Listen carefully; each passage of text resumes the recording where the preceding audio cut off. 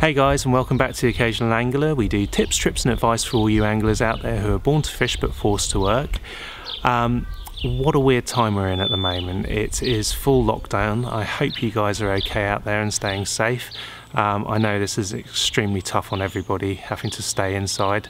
On the plus side, at least we have the sun out, and that's seeing me through, definitely.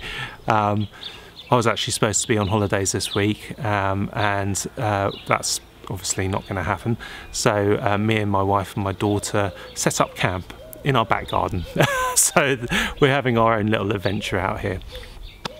So what I wanted to talk to you about was a very expensive fishing rod, a very expensive lure fishing rod, which I've purchased probably about a month and a half ago for the upcoming bass season. I purchased it for £170. This rod retails for up to £360, so it's a very expensive rod. It's an HTO shore game rod.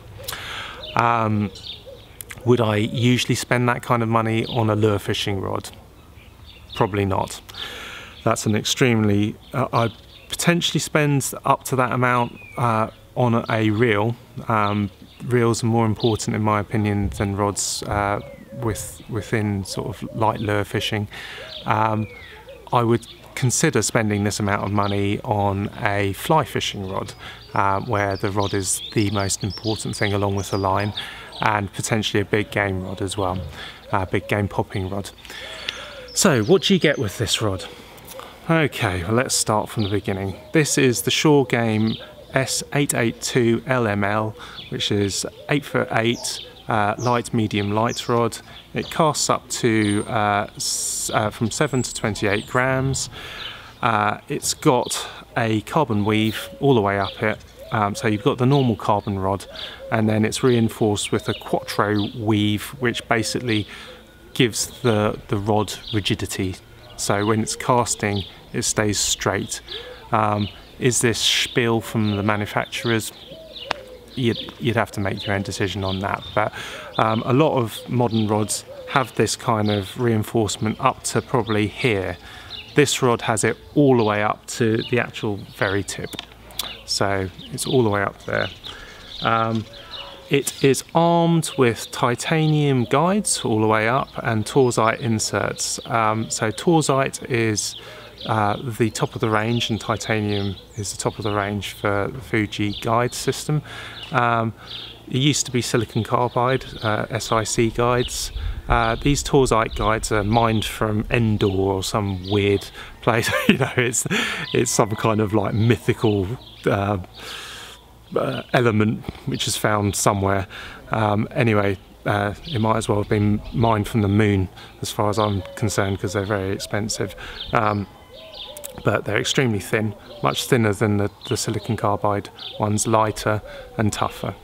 Other nice things about this is this rod has got a hook keeper. A lot of high-end Japanese rods don't put hook keepers on their rods because they want to save weight. Frustrating. You don't need to do that. People don't know where to put their lures, where to hang them from, and they quite often hang them inside the eyes of their rod, which can damage the actual insert and ultimately damage your line as a result. So it's very nice to have this. Some other anomalies of this rod: very, very short handle. Okay, I've never had a handle like this on a spinning rod before.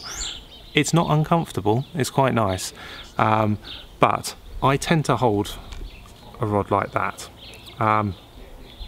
That's the general way I hold a spinning rod, but it's not balanced like that at all on this rod, you know.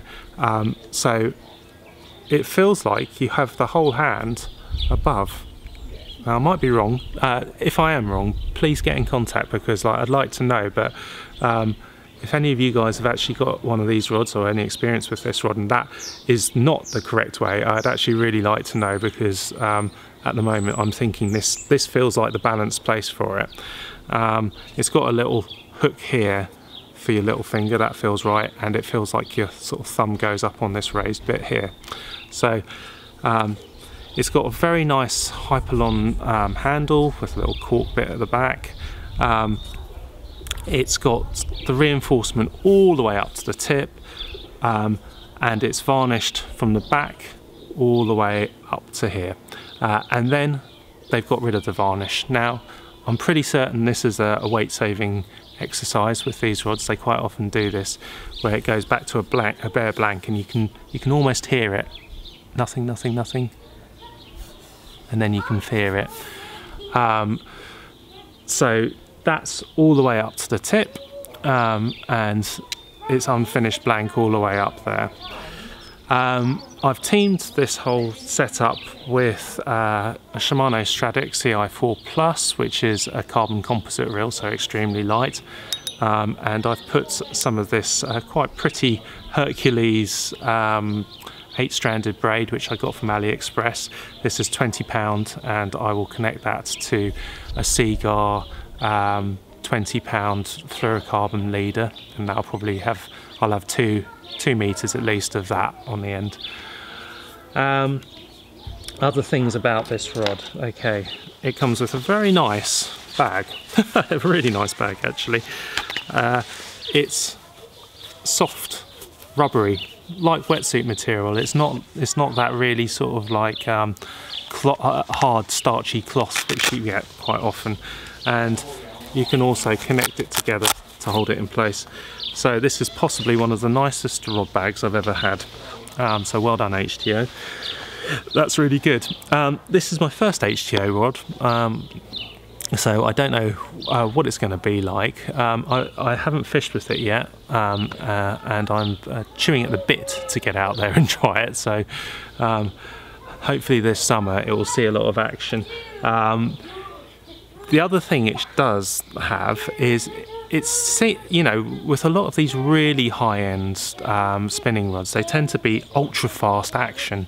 Well, this one, I wouldn't say it's that fast. It actually feels like quite a sort of through action. So again, I might be wrong on that, but I've been sort of, you know, doing the curves on it, pushing it down and just seeing how it runs, and like there's a full curve through almost down to the butt section. So we'll see how that goes, but I quite like that actually on a rod. Again, it's down to preference.